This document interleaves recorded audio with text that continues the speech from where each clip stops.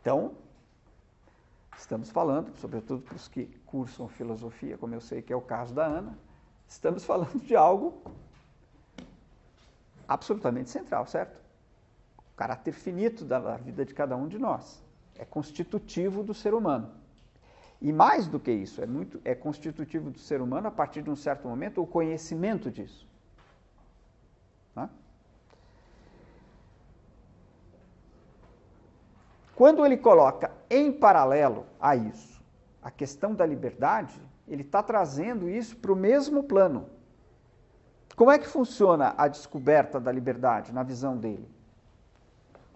Como que isso se dá?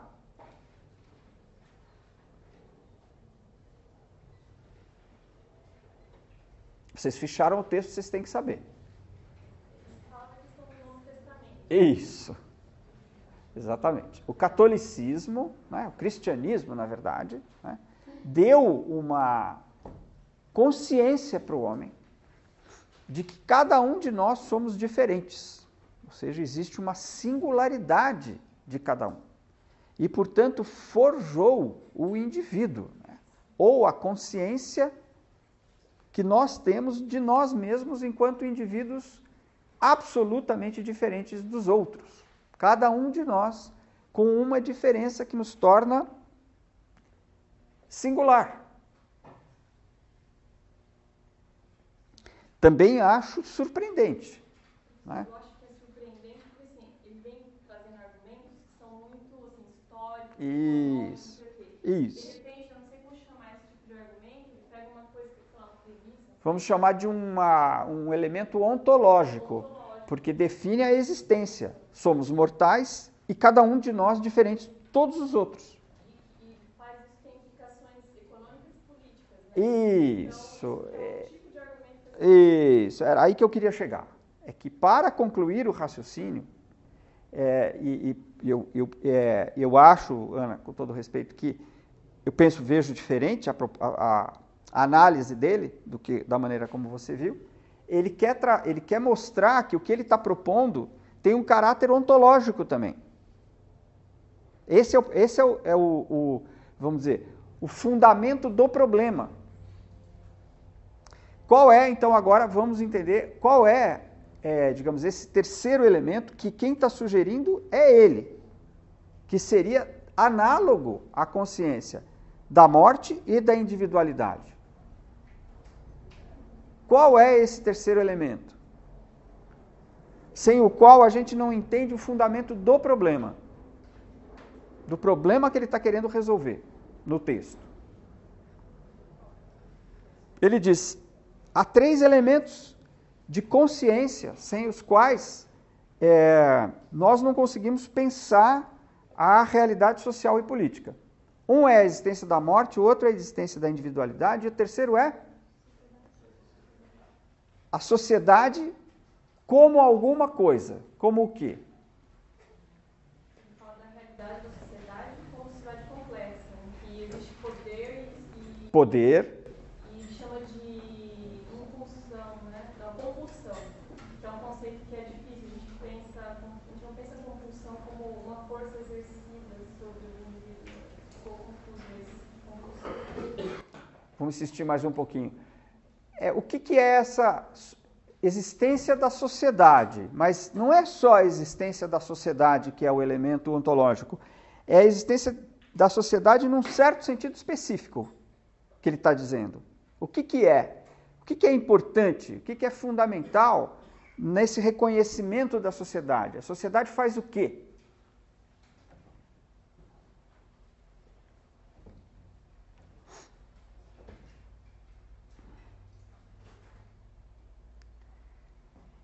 Ela se sobrepõe ao indivíduo. A questão não é o reconhecimento da existência da sociedade em si, mas é a existência de uma sociedade que se sobrepõe ao indivíduo. Por isso é importante o elemento do poder, que você mencionou. Seu nome é? Mais Ana. Nossa, muita... É o poder, porque o que ele está querendo chamar a atenção, e esse é o elemento ontológico, é que a sociedade, a partir de um certo momento, não é sempre, não é qualquer sociedade. Nesse sentido, o Edson tem razão, é a sociedade que nega a sociedade de mercado, portanto é um outro tipo de sociedade, não é? É um outro tipo de sociedade que vai surgir num certo momento histórico. Vamos ver isso aí. É uma sociedade que se sobrepõe ao indivíduo. Nesse sentido, há uma contraposição, uma tensão entre dois elementos ontológicos, não em relação ao terceiro. O terceiro, que é a morte, fica, digamos, está dado, né?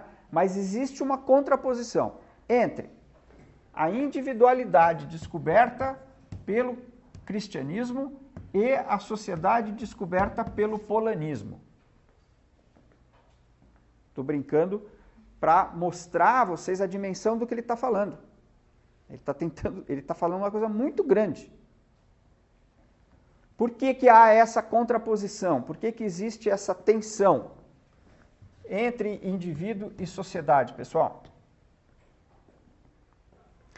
Porque se cada um de nós é diferente, qualquer coisa que se imponha sobre nós com um caráter coletivo nos limita enquanto diferenças, enquanto singularidades.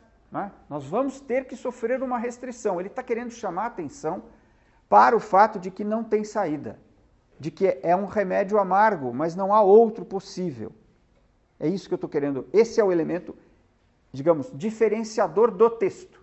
Ele está dizendo que a partir de um certo momento, a sociedade passa a limitar o indivíduo. Isso não é agradável. Isso não é bom. Isso não é algo, vamos dizer, em si positivo.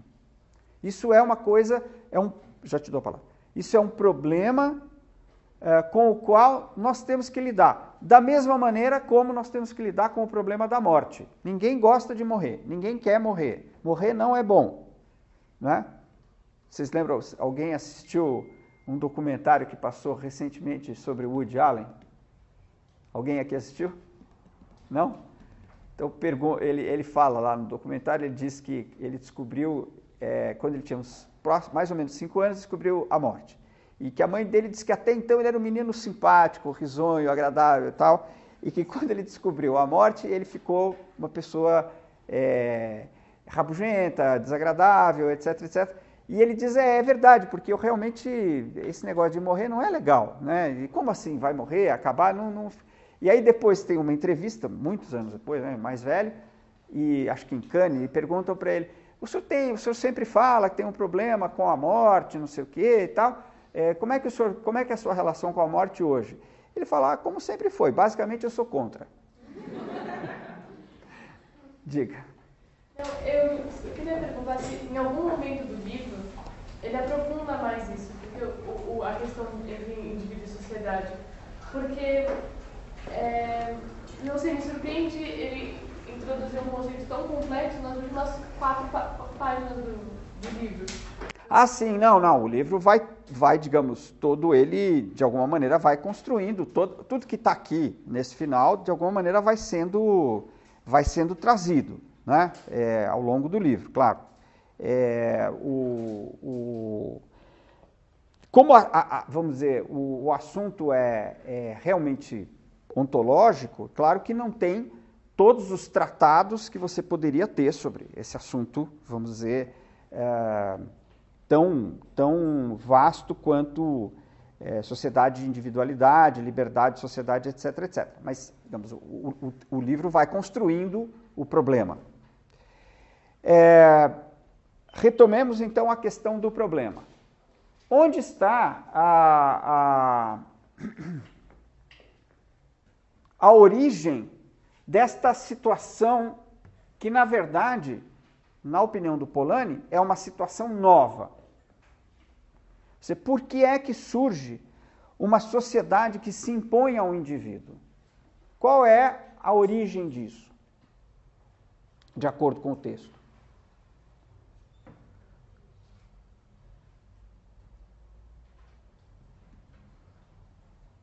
Por que acontece isso?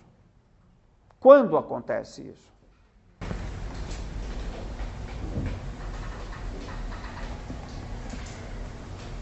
Eu acho que ele trabalha também na chave de uma proporção. Agora, lembrou umas partes da questão da realidade. Né? A realidade se impõe, de certa maneira, nessas instituições, nessas composições que o próprio fascismo dão uma resposta.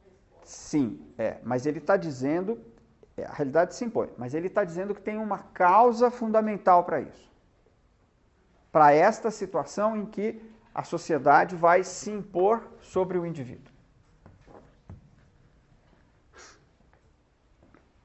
A causa disso é tão fundamental quanto os 3 elementos ontológicos. É que se isso não acontecesse, a humanidade ia se extinguir.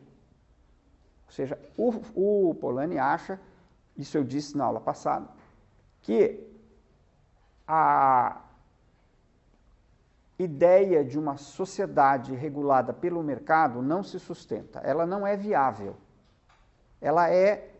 Não é que ela seja boa ou má. Ela é inviável, não é possível.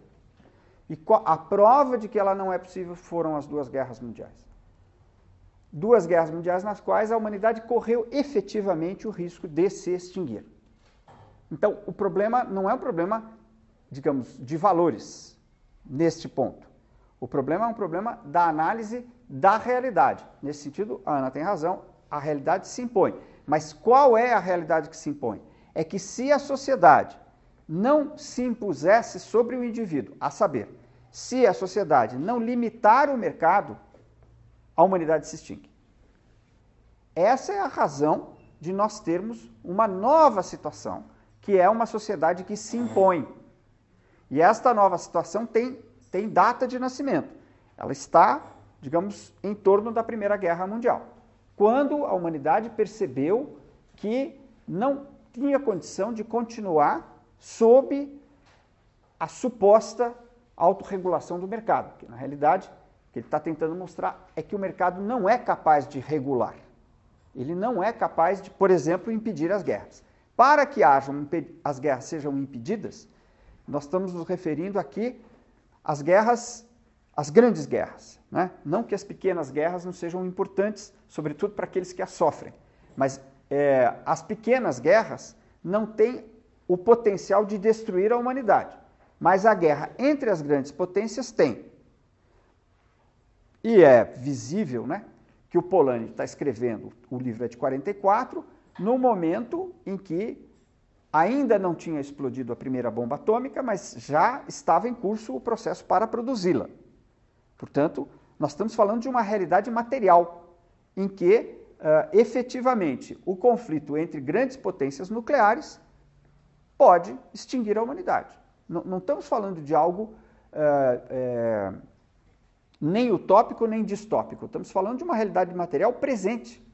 Isso não está se tratando aqui de ficção científica, nós estamos falando da realidade. Isto pode acontecer. Tá? Então, o que o Polanyi está fazendo é enfrentando esta situação enquanto analista e está dizendo, diante desta situação, a humanidade percebeu que a sociedade precisa se impor e que esta imposição que limita o indivíduo, ela é amarga. É preciso tomar consciência da sua inevitabilidade. Esse é o problema. É preciso tomar consciência da sua inevitabilidade. Você queria falar? Você queria falar? Você? Não? Eu achei que você tinha pedido. Muito bem. Então, está claro isso? Está claro para todo mundo o que o Polanyi está propondo como análise da situação? Se isso estiver claro, a pergunta é, como que esta nova situação, que é a situação em que a sociedade se impõe e limita o indivíduo, indivíduo este que tem consciência da morte e de si mesmo e das suas diferenças em relação a todos os outros. Se esta nova situação é compatível ou não é compatível com a liberdade. Esta é a pergunta do texto. Que esta situação existe, na visão do Polanyi, está dado.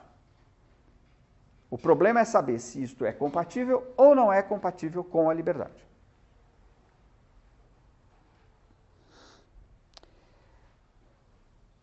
Então, voltando agora para as três formulações.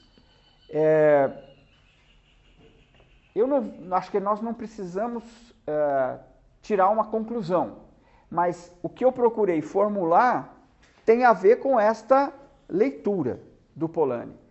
Entendeu, Edson? Ou seja, de que o problema talvez fique mais bem especificado se a gente colocar na sua integridade. Não é simplesmente uma negação da sociedade de mercado, mas é uma negação que impõe uma restrição ao indivíduo. Vamos então agora para a tese.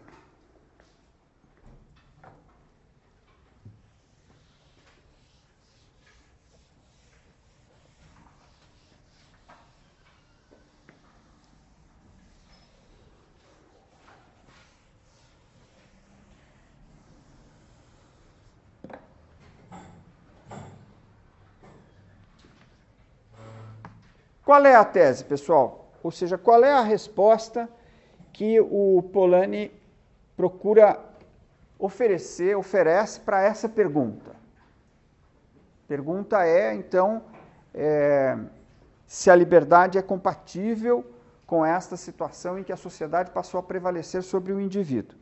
Qual é a tese dele? Qual é a resposta que ele propõe? Se você mantiver uma regulação, essa alteração com regulação, desde que você assuma como valor consciente a defesa de toda a liberdade possível dentro da sociedade, você não corre o risco de não ter liberdade. Vamos tentar formular de uma maneira mais sintética. Tenta uma formulação que caiba numa frase.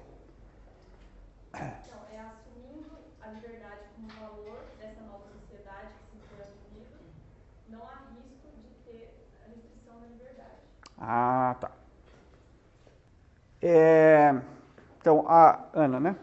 Sugerindo uma resposta, eu resolvi formular assim, por escrito.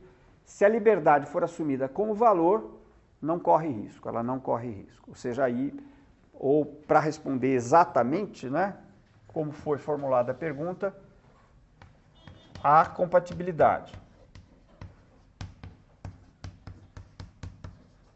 A compatibilidade entre sociedade, entendendo sociedade como aquela que se impõe ao indivíduo, e liberdade. Outras sugestões de resposta. Ou seja, o que a Ana está propondo é como a resposta principal é que a liberdade precisa ser assumida como valor. Outras, por favor. A resposta para mim é mais que essa nova sociedade, mais do que manter a liberdade, pode expandir e distribuir essa liberdade. Repete para mim, por favor. Então, se quiser que a minha tese, a resposta é que essa nova sociedade, ou seja, uma sociedade que não é de mercado, mais do que manter a liberdade, pode expandir ela, e ele fala de distribuir a liberdade, que estaria concentrada.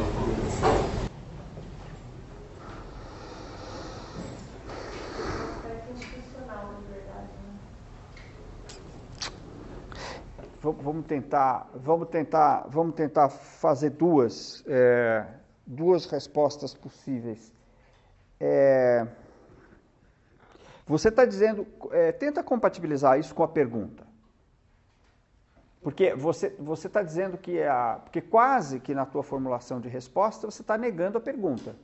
Porque a pergunta é, como fica a liberdade, qual o futuro da liberdade, numa situação em que a sociedade se impõe ao indivíduo. Aí você está dizendo que não só a liberdade pode ser mantida, mas ela pode ser ampliada e distribuída. E é quase como se, então, a pergunta não faz sentido, porque é quase como se não houvesse problema. É justamente para mim, por exemplo, qual é o futuro da liberdade? O futuro da liberdade seria, desde que ela seja assumida como um valor em si, que é a sugestão da Ana. A sugestão dela, ou seja, desde que ela seja entendida como valor em si, o futuro dela é uma distribuição. Ah, você está... Ah, entendi. Você está incorporando a resposta dela. Você está concordando que Ah, eu não tinha entendido isso. Entendi. Quer dizer, na verdade, você está dando uma versão mais otimista partindo da resposta dela. Você está dizendo, não só, se a liberdade for assumida como valor, ela pode não só ser mantida, mas pode ser ampliada e distribuída. Ah, agora eu entendi. Ana daqui. Como é que você estava querendo formular um outro caminho aí?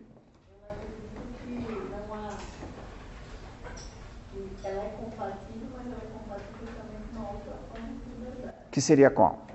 Você consegue formular? Não sei, pelo que eu entendi, é uma liberdade que garante individualmente rejeição, mas que ela, enquanto tiver uma forma de ampliar, de ser ampla, de ser mais, vamos dizer assim, uma liberdade que é mais social. Se mais gente tiver direito a essa liberdade, a liberdade individual, vamos dizer assim, está garantida de rejeição, mas não de a tua posição ser a que vai ser ganhadora. Porque, inclusive, ele fala que muita gente está fora desse processo de direito à liberdade. Então, a música está incluindo essas pessoas, né, nessa distribuição de liberdade, vamos dizer assim. Você tem forma de uma liberdade que seja mais positiva coletivamente, não necessariamente individual. Então, eu acho que, pelo que eu li, a liberdade que ele está desenvolvendo, ela tem um caráter diferente da que ele está rejeitando, que é o discurso da liberdade construída nessa sociedade do livre mercado. Individualista, que parte daquele rejeito, tá bom? O cara falou que eu tenho liberdade, mas ele desconsidera todos que não têm liberdade alguma forma de ser. Então, acho que essa liberdade como valor, Sim. ela é uma outra liberdade. Aí eu vou tentar formular, ver se eu consigo formular aqui, porque acho que a tua resposta é diferente.